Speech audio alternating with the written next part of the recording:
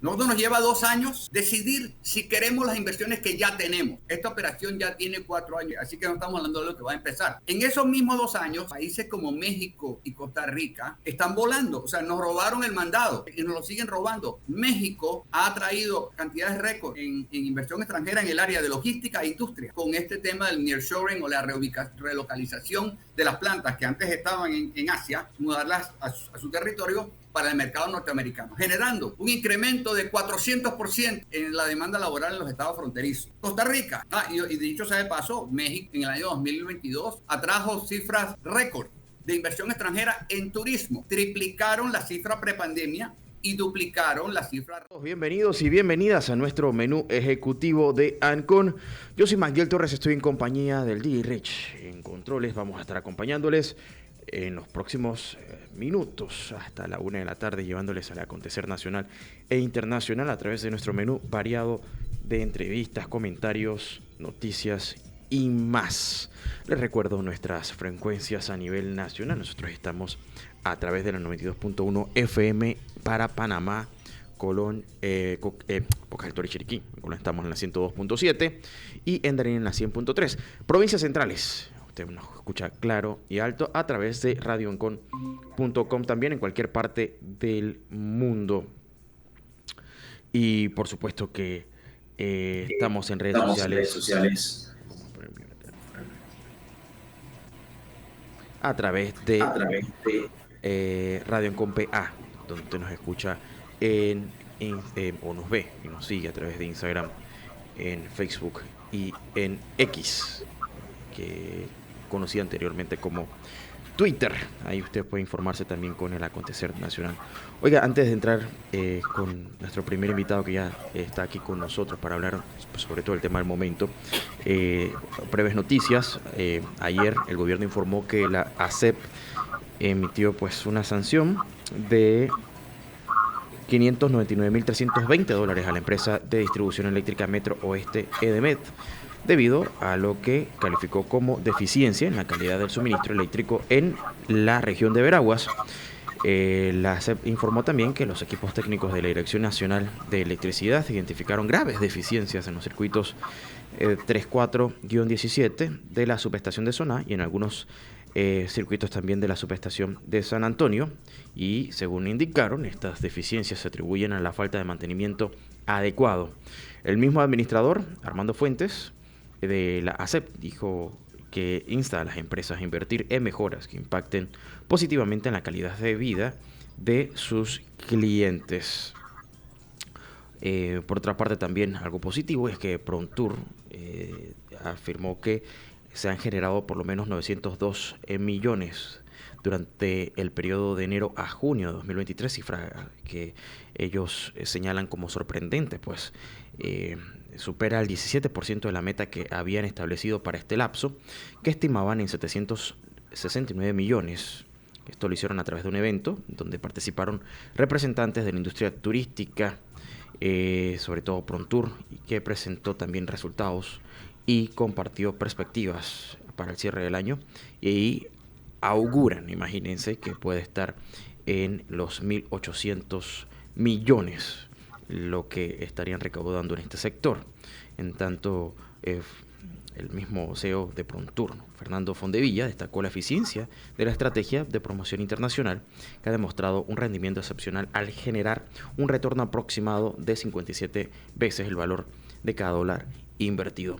Y eso está muy correlacionado, lo que les estoy diciendo, con algo que ayer escuchaba dentro de algunas declaraciones que hizo nuestro invitado, que es el ingeniero René Quevedo, un invitado también de la casa, que nos ha acompañado varias veces aquí para hablar de temas puntuales. En estos momentos el tema de la mina, pero girando un poco en torno al tema del empleo y empleo formal.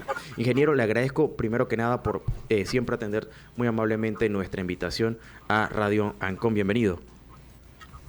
Muchas gracias, Miguel. Un placer estar acá, como siempre. Por supuesto que sí, y quisiéramos darle lugar al tema de la minera en un aspecto importantísimo, que es el aspecto del empleo.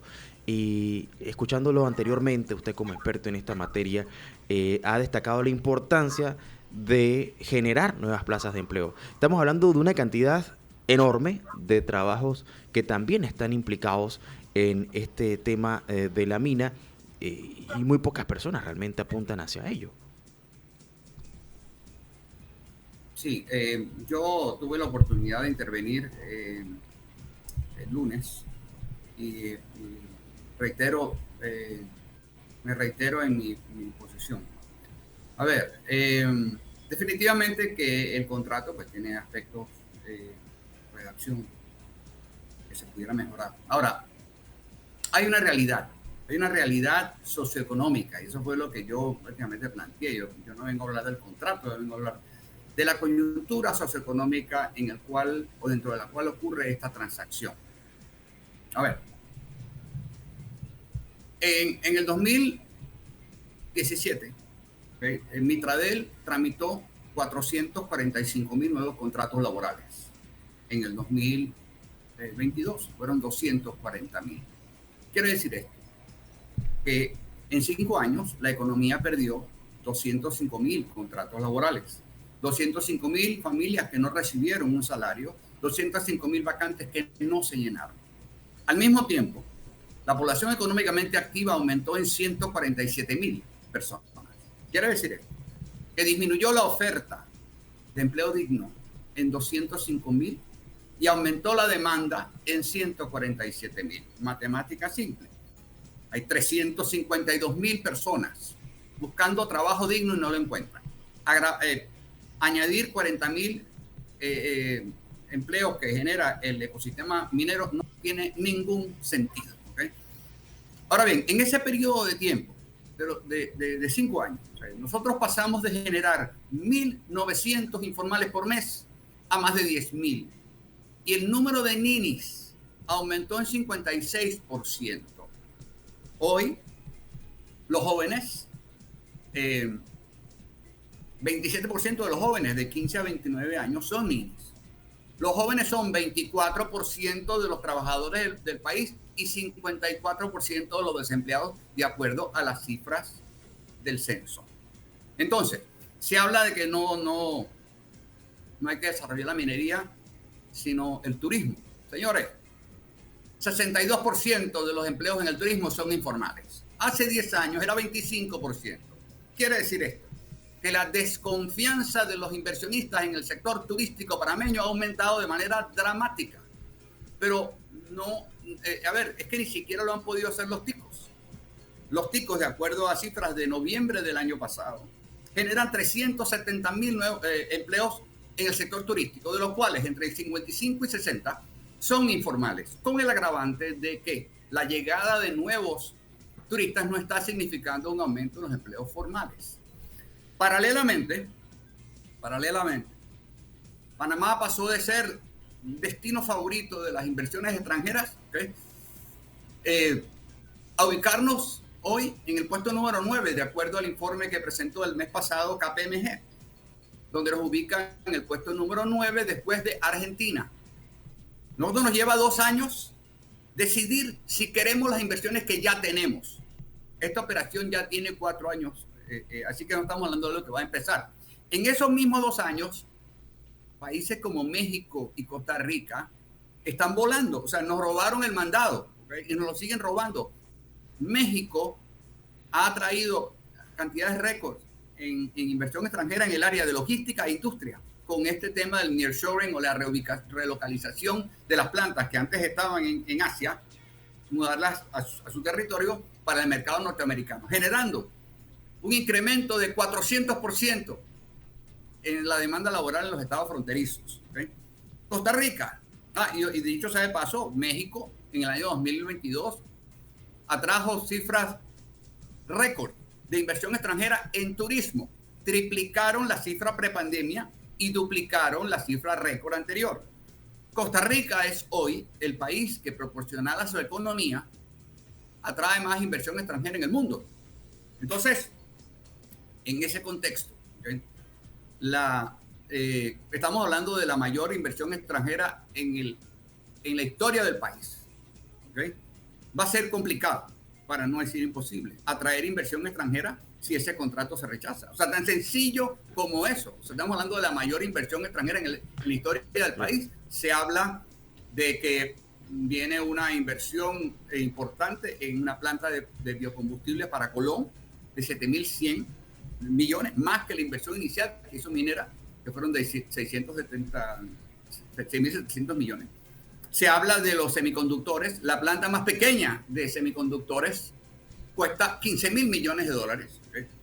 Costa Rica, que nos lleva a la delantera, hizo una remodelación de su planta de Intel y le costó 1.000 millones de dólares. ¿Okay? Entonces, tenemos que aterrizar. Yo, como dije y cerré mi intervención diciendo, no aprobar el contrato es como decir, hay un incendio en el barco, solución, hundámoslo. ¿Okay?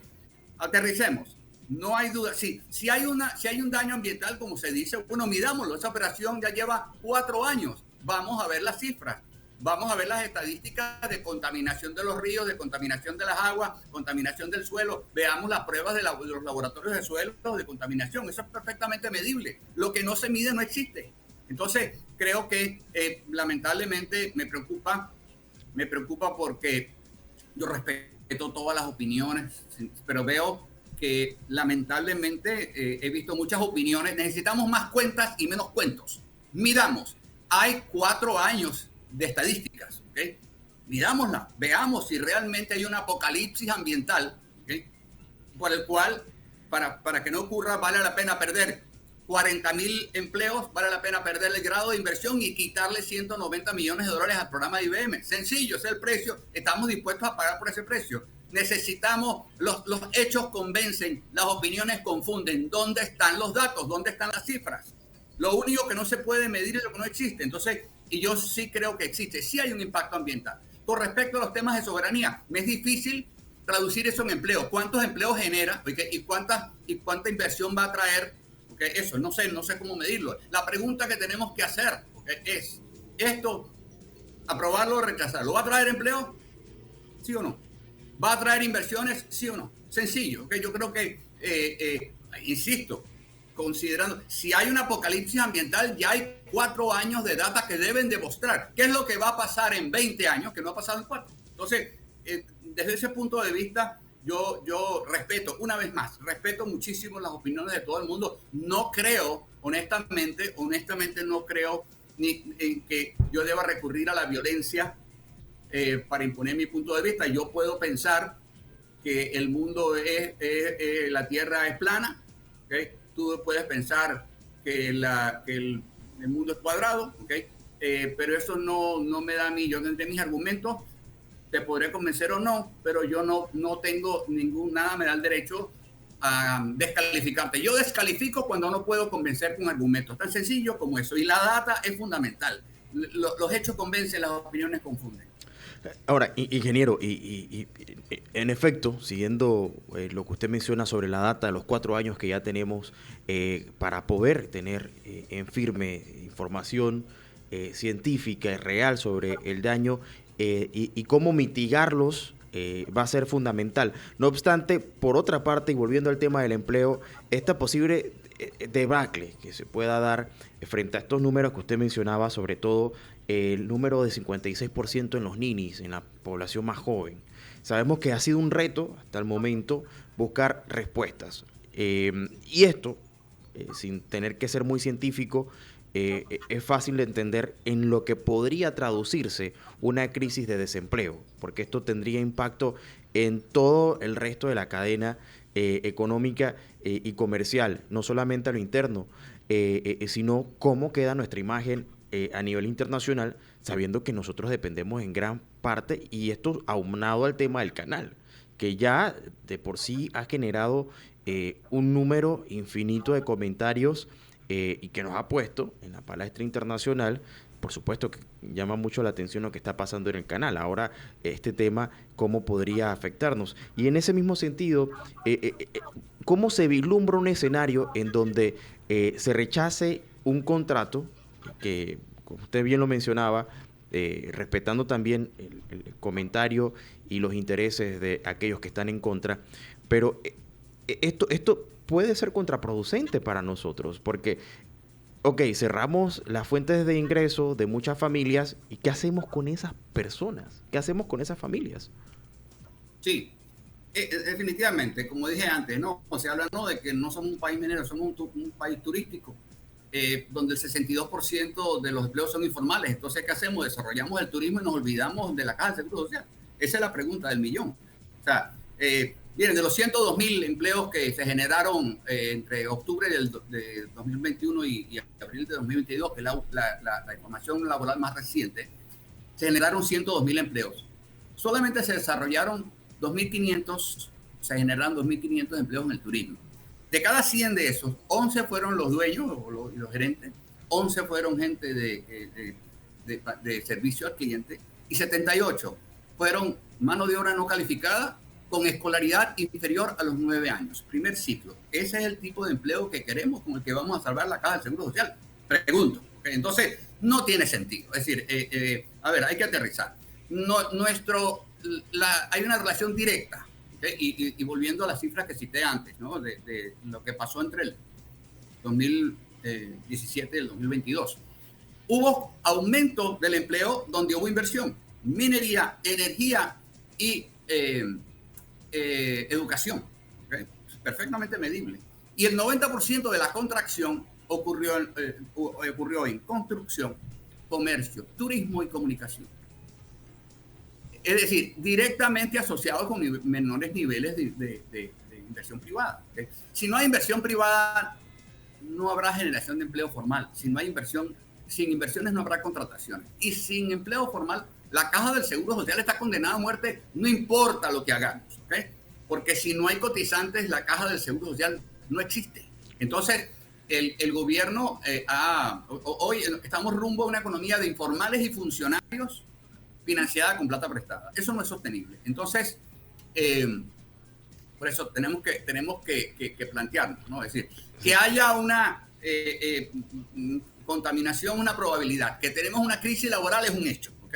E insisto, yo acepto la tesis de que hay una contaminación. Bueno, veamos las cifras. O sea, tan sencillo eso. Sí. Es decir, hay argumentos que se deben sustentar, ¿ok? Y en este caso, sustentémoslo con data. ¿Okay? Los hechos convencen, las opiniones confunden. Lo único que no se puede medir es lo que no existe. ¿Okay? Pero sí hay una afectación. Eso es real. ¿Okay? Entonces, bueno, miramos que es tan grande. Mire, he tenido la oportunidad de participar como consultor en un par de transacciones de compra-venta de empresas, ¿okay? A nivel internacional. Se miden en todo. Bueno, yo tengo mi empresa y la voy a vender a ti. Y bueno, yo tengo todos estos activos y todas estas ventas y bueno, esto es un tremendo negocio y tengo un precio X que quiero plantear. Hay un proceso, el proceso de due diligence, hay un proceso de debido proceso, ¿verdad? Donde yo documento pues todo lo que hay, después de estarme pintando una maravilla, ¿okay? Hay 3 tipos de pasivos que se identifican. El pasivo financiero, cuánto le debo a los acreedores. El pasivo laboral, cuánto le debo a mis trabajadores, cuánto son sus prestaciones, etcétera, etcétera. Y el pasivo ambiental, es decir, cuánto cuesta reparar ese impacto ambiental, cuál es ese impacto, cuánto cuesta mitigarlo, cuánto cuesta evitarlo y cuánto cuesta preparar la operación para nuevas regulaciones. Ese proceso, en un proceso de compra, yo asigno a un equipo de especialistas que se puede tardar entre 4 y 6 meses. ¿Okay? Es una operación sumamente complicada. ¿Okay? Aquí llevamos 4 años. ¿Dónde está la data? ¿Dónde están las cifras que demuestran que esa apocalipsis ambiental hay que evitarla y que vale la pena perder 40.000 empleos, perder el grado de inversión y quitarle 190 millones al programa de IBM? Sencillo, ¿no? Sencillo. Los hechos convencen, las opiniones confunden. ¿Dónde está la data? Con respecto al tema de soberanía, que bueno, lo respeto, solo que me cuesta traducirlo a empleo. ¿Okay? Me cuesta traducirlo, cuántos empleos me va a generar. ¿Okay? Hacerlo o no hacerlo, cuánta inversión me va a traer, hacerlo o no hacerlo. Entonces, ese es un poco mi contexto. Respeto, insisto, y las opiniones de los demás. Yo no creo en las descalificaciones. Yo descalifico cuando no puedo convencer con argumentos. ¿Okay? Los argumentos pueden convencer o no. O sea, tan sencillo como eso. Yo tengo mi opinión. Si convence o no, esos son otros 500 pesos. Pero yo no voy a descalificar y a menospreciar y a vilipendiar a quien no opina como yo, definitivamente. Las otras personas tendrán sus argumentos. Yo respeto el argumento del impacto ambiental. Miremos cifras, ¿okay? Lo que no se mide no existe y hemos tenido 4 años para recabar esa data. Así que esa es básicamente mi posición. Claro, ingeniero. Ahora, y usted mencionaba el aspecto de la soberanía. Yo pensaba un poco también en el tema del canal que se construye con ciertas reglas, limitaciones y parámetros que en sí comprometen la soberanía nacional, pero se construye. Hoy por hoy, el resultado que pues costó sangre y lágrimas a muchos panameños es que es la joya de la economía panameña, es lo que nos distingue. Sabemos lo que nos costó, pero si no hubiese habido un proceso similar, probablemente no hubiéramos contado con un canal. Ahora, yo pienso también, ingeniero, en el aspecto de la Caja de Seguro Social y en otros aspectos, que nosotros como panameños hemos llegado a un punto donde nos hemos acostumbrado a un estilo de vida que, si bien no es el mejor, nos ha permitido mantener a raya el tema de la migración por necesidad, por buscar mejores oportunidades, como lo vemos en países que están muy, muy cerca de nosotros. Lo estamos viendo en el caso de Venezuela y Ecuador. Pero nos estamos jugando, ingeniero, pienso yo, una situación similar en estos momentos, porque sí, queremos que se mejore el tema de la Caja de Seguro Social, pero ¿a qué costo? Si no tenemos industria, si no estamos desarrollando economía formal, ¿cómo vamos a sostener este modelo? Así es, sí. Nosotros estamos generando 10.000 informales por mes, porque con tendencia al alza. Eso es 3 veces más de lo que generábamos antes de la pandemia. Entre enero y mayo, Mitradel tramitó 30% menos nuevos contratos laborales que en el 2019. Quiere decir esto que nosotros estamos generando 1/3 menos empleos formales y el triple de los informales que generábamos antes de la pandemia. Es decir, y solamente el 17% de los informales cotiza. La data es clarísima, ¿ok? Entonces, o sea, yo cuando hablo del futuro de la Caja de Seguro Social, ni siquiera hablo de los 190 millones estos que aportaría el canal. No. Yo hablo desde la generación de empleo formal. Sin empleo formal, la Caja del Seguro Social no existe, no importa lo que hagamos, no importa qué sistema adoptemos. Sin cotizantes, la Caja del Seguro Social no existe. Y en este momento hay, como dije antes, estamos generando, de acuerdo a lo que dice Mitradel, pues 120.000 contratos entre enero y mayo. Eso me da 24.000 por mes, de los cuales 80% son temporales. Así que de esos 24, probablemente, 6.000 sean permanentes, ¿okay? Versus 10.000 informales, ¿okay? O sea, a ver, la matemática es bien sencilla. Entonces, la única manera de mejorar la generación de empleo formal es mejorando la confianza en el clima para la inversión privada. Sin inversión privada no habrá generación de empleo formal. Entonces la pregunta es, desde el punto de vista de la mejora de la confianza en la inversión, ¿qué es lo que más conviene? ¿Rechazarlo o aprobarlo? Al final, ingeniero, si nos ponemos a ver en perspectiva, que el aspecto ambiental es sumamente importante, el tema soberanía, pero estamos hablando de una región que todavía, como usted lo mencionaba, hace falta tener esos números de los 4 años para poder hablar con argumentos, pero frente a un problema que podría afectar a todo el país. Sí, para mí, honestamente, la destrucción de las finanzas de la Caja de Seguro Social es probablemente lo que más impactaría nuestra soberanía, porque automáticamente significaría la pérdida del grado de inversión, entre otras cosas. Entonces todo nos costaría más caro, todo, las tarjetas de crédito, todo. Entonces creo que, siendo frío, necesitamos pensar en, bueno, ¿qué es este momento? O sea, de que el contrato es mejorable y que habrá a lo mejor textos en la redacción que pudieran ser mejores, probablemente, ¿ok? Sí, seguro, ¿ok? Pero insisto, hoy, ¿qué hacemos? ¿Para dónde metemos a esos 40.000 trabajadores que se agregarían a los 352.000 que en los últimos 5 años están buscando trabajo y no encuentran? ¿Dónde los metemos? ¿Okay? El turismo no es una opción. Estaríamos mandándolos a la informalidad. Entonces, yo, con respeto, una vez más, a las opiniones de cada quien, veo que hay una discusión pasional del tema, pero tenemos que irnos a la racionalidad, a la razón, ¿okay? Con el mayor de los respetos, muchas veces los discursos tienden a masacrar, ¿okay?, al más humilde, porque ¿qué pasa si no podemos salvar a la Caja del Seguro Social. Y ojo, que conste, la minera, lamentablemente algunos del gobierno han dicho esto, la minera no va a salvar la Caja del Seguro Social. Es que no alcanza. ¿Okay? Miren, el año pasado, Moody's, la calificadora de riesgo, dijo que, bueno, que esto del diálogo, etcétera, por la Caja del Seguro Social no iba a funcionar, planteaba un enorme peligro para el tema del grado de inversión en las finanzas, y decía que el gobierno iba a tener que intervenir con una cantidad equivalente al 1% del PIB. Esto es un informe de octubre. ¿Okay? Eso equivaldría, haciendo el ejercicio con las cifras del 2022, a 720 millones de dólares, que es 5 veces más que lo que aporta hoy, que son 140. ¿Okay?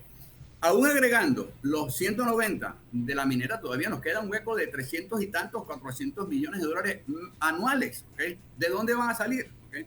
Producción de gastos, complicado. Aumentar impuestos, más complicado todavía. ¿Qué va a tener que pasar? Más deuda. Es lo que temen las calificadoras. ¿Okay? Entonces, el servicio de la deuda de este año, de 2023, es de 4.500 millones de dólares. Eso es 50% más el presupuesto asignado al Meduca. El año que viene será 5.600. ¿Okay? Lamentablemente, lo que pasa es que con estos préstamos es que hay que pagarlos, ¿no? Así que yo creo que es cuestión de aterrizar, mirar razones más que pasiones, respetando las opiniones de cada quien. Miremos cifras, ¿okay? Insisto, ya esa operación no es que está empezando, es que ya lleva 4 años. Miremos las cifras, cuál ha sido la huella socioeconómica, en empleo, en economía, en el ambiente. Miremosla.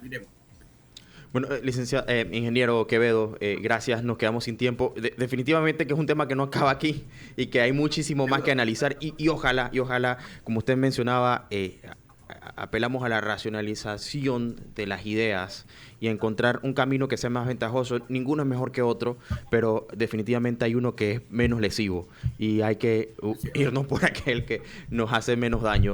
Ingeniero, gracias por acompañarnos. Hasta una próxima ocasión. Gracias por la invitación. Bueno, son las 12:30 del mediodía. Esto es Menú Ejecutivo de Ancon. Estuvimos hablando con el ingeniero René Quevedo, especialista en temas de empleo y también consultor comercial. Definitivamente que es un tema que vamos a seguir abordando durante los próximos días.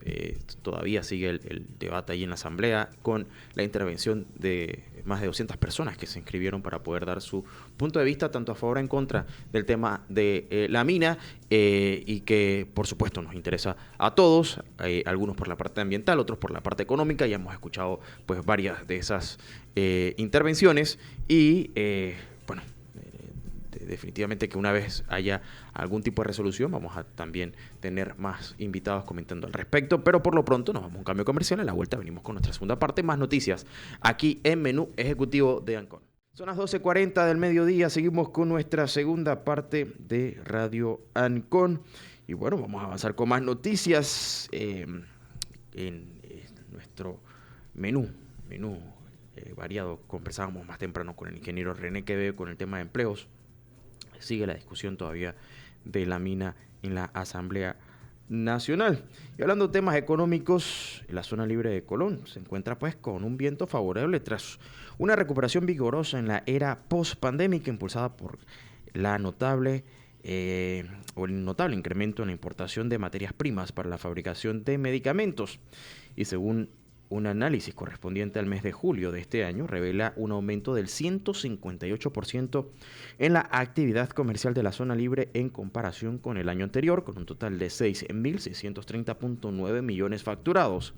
Este marcado crecimiento no solo alcanza, sino también supera los niveles alcanzados en 2014, cuando la zona libre experimentó un incremento destacado, ya que tan solo 7 meses han igualado por lo menos lo logrado en 12 de esos meses en 2014.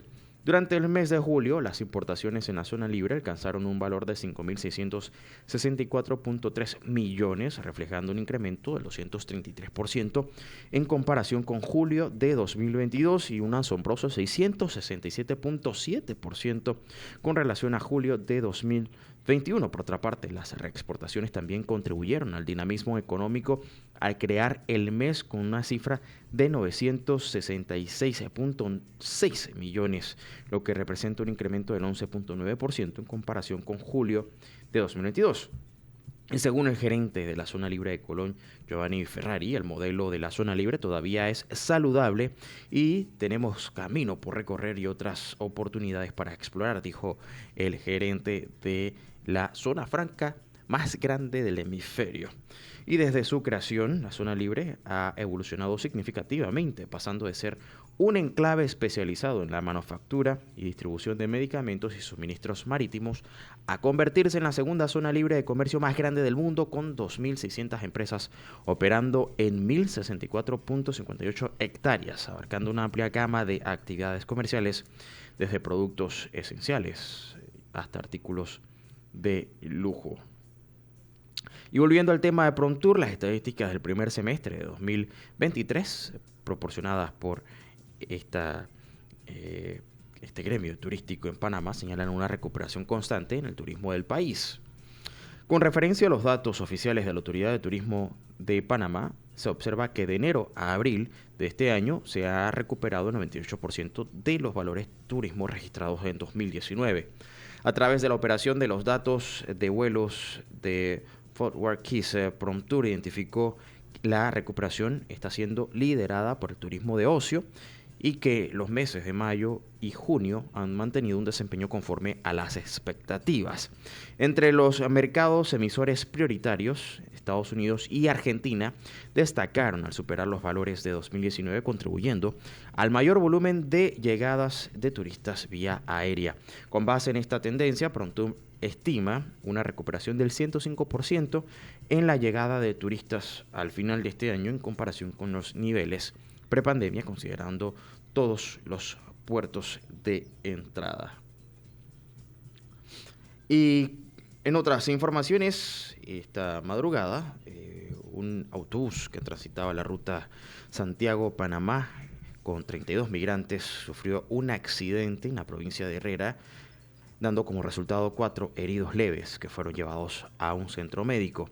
El autobús, que se dirigía desde Darién a la provincia de Chiriquí, chocó contra un poste del tendido eléctrico en el área del cruce de Ocú y posteriormente se volcó en la vía interamericana. Victorio Bordones Rodríguez, representante del Cuerpo de Bomberos de la provincia, informó que el accidente tuvo lugar alrededor de las 6 de la mañana cerca del puente sobre el río Cunacay, cerca del cruce hacia Ocú. Los 4 heridos fueron trasladados al Hospital de Santiago en Veraguas y el resto de los migrantes fueron transferidos en otro autobús hacia la provincia de Chiriquí. El incidente también marca el tercer accidente que involucra autobuses que transportan migrantes desde Darién hasta la provincia de Chiriquí, donde se encuentra el albergue de los Planes de Hualaca. Así que sigue también el tema de los accidentes de tráfico con el transporte de migrantes en nuestro país. Cambiando un poco el tema, la industria de juegos y de azar en la República de Panamá está logrando una recuperación impresionante del 99%, según lo que declaró Manuel Sánchez, quien es el director de la Junta de Control de Juegos del Ministerio de Economía y Finanzas.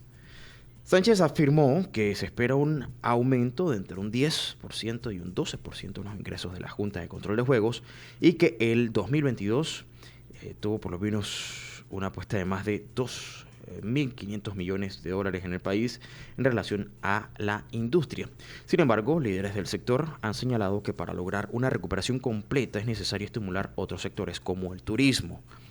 Antonio Fábrega, presidente de la Asociación de Administradores de Juegos de Azar, mencionó que aunque ha habido cierta recuperación en algunos sectores, aún no se han alcanzado los niveles antes de la pandemia. Sin embargo, expresó su optimismo sobre el crecimiento del sector en los próximos años.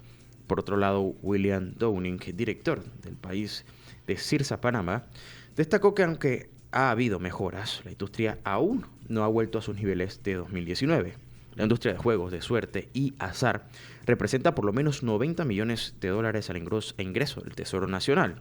Además, han anunciado la firma de un convenio entre entre la Junta de Control de Juegos y los administradores y operadores de juego para la creación de centros de prevención y atención a la ludopatía. Esto ofrecerá una serie de servicios clínicos y psicológicos gratuitos para tratar el problema de los ludópatas en nuestro país. Los ludópatas son aquellos que sufren esta manía por los juegos de azar, que llega a ser en algunos casos enfermiza. Bueno, y cambiando un poco el tema, también hay que decir que el gobierno panameño ha agilizado el proceso de titulación masiva de tierras para brindar seguridad habitacional a las familias de escasos recursos, según han informado. Esto lo hicieron a través del decreto ejecutivo número 27 del 21 de agosto del 2023, publicado en Gaceta Oficial, y se otorga a la Autoridad Nacional de Administración de Tierras, ANATI, bajo la supervisión del Ministerio de Vivienda y Ordenamiento Territorial, la facultad de impulsar la formación o formalización, más que nada, de títulos de propiedad para beneficios de posesiones, eximiendo el paso por la Dirección de Ventanilla Única para la revisión de planos.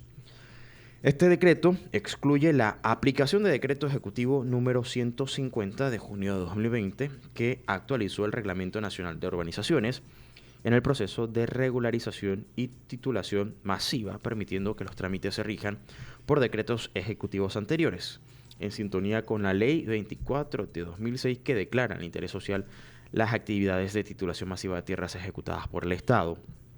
El ministro de Vivienda, Rogelio Paredes, explicó que estos ajustes eran necesarios para continuar con el plan masivo de titulación emprendido por la administración gubernamental, que busca promover la justicia social.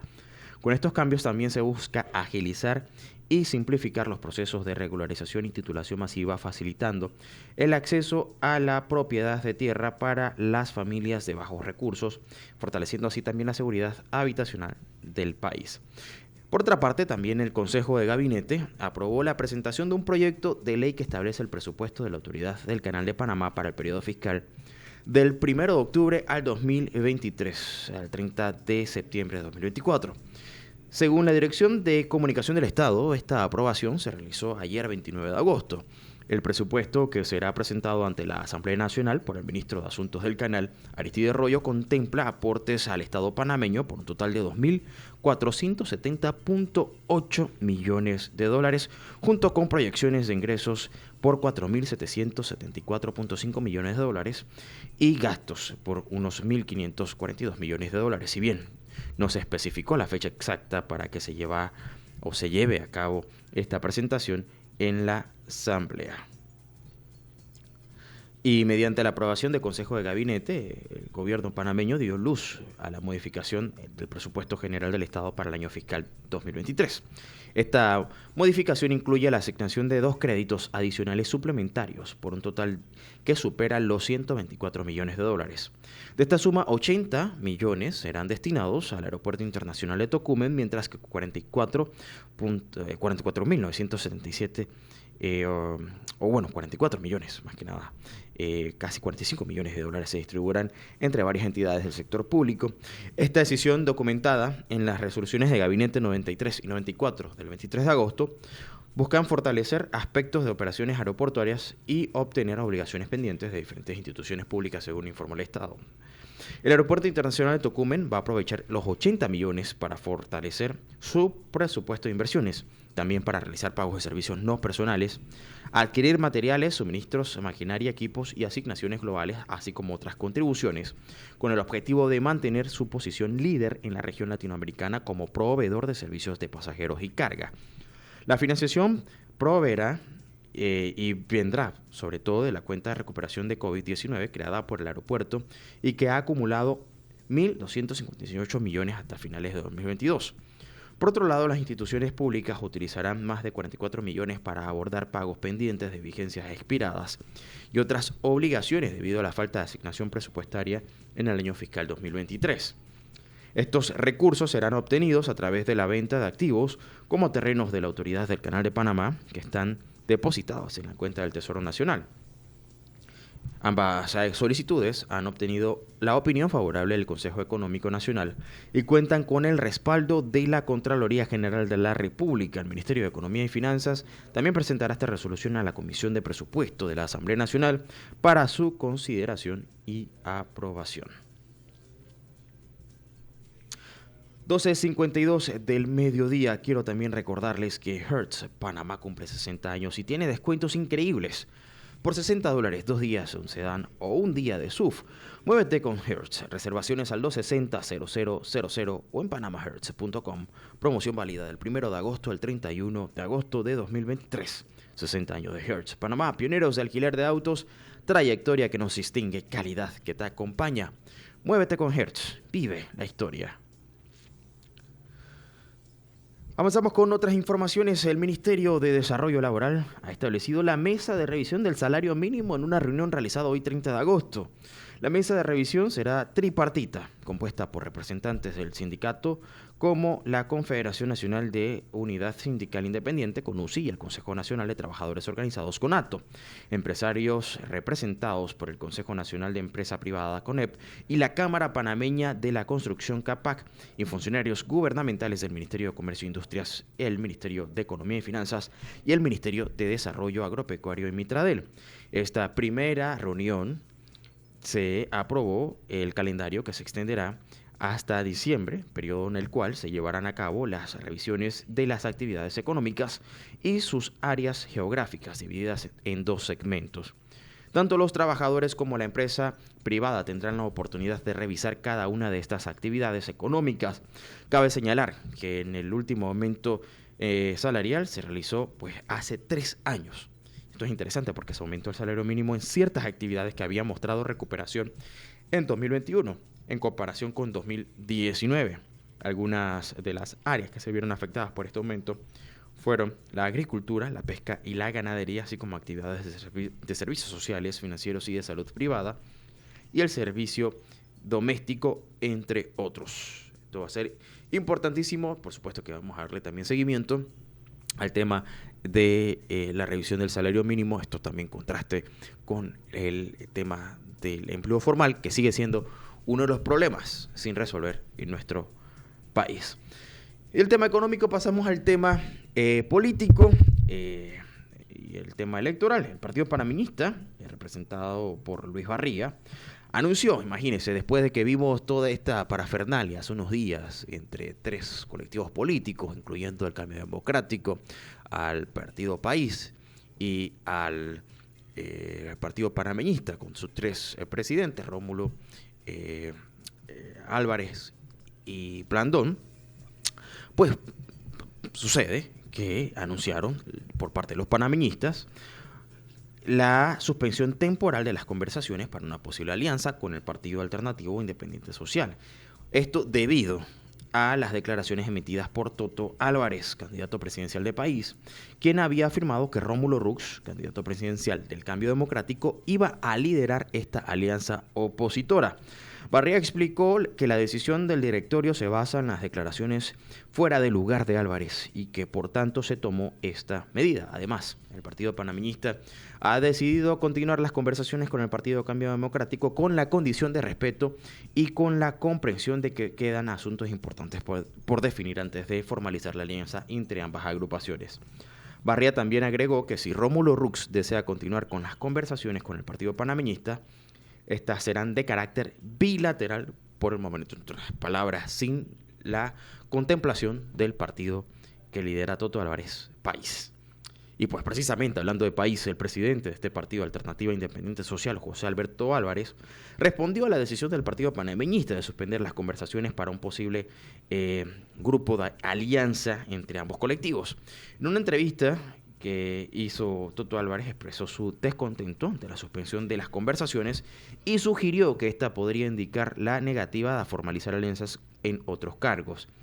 Además mencionó que será necesario esperar hasta que Rómulo Rux, candidato del CD, regrese de su viaje para comprender cómo se desarrollará la situación. Álvarez también aclaró que no tiene ninguna animosidad hacia el Partido Panameñista ni hacia José Isabel Blandón.